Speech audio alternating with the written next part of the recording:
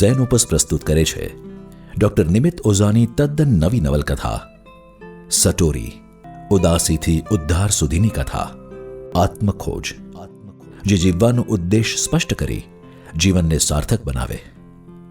આ આત્મજ્ઞાનને ઝેન બુદ્ધિઝમમાં સટોરી કહેવાય છે. દરેકને જીવનના કોઈ તબક્કે વ્યક્તિગત બુદ્ધની જરૂર પડતી હોય છે, જે આપણને વિષાદની પીડામાંથી ઉગારી કરાવે આત્મબોધ. આપણી સમજણ અને ચેતનાનો વિસ્તાર કરી કલ્યાણ માર્ગે લઈ જતી કથા એટલે સટોરી.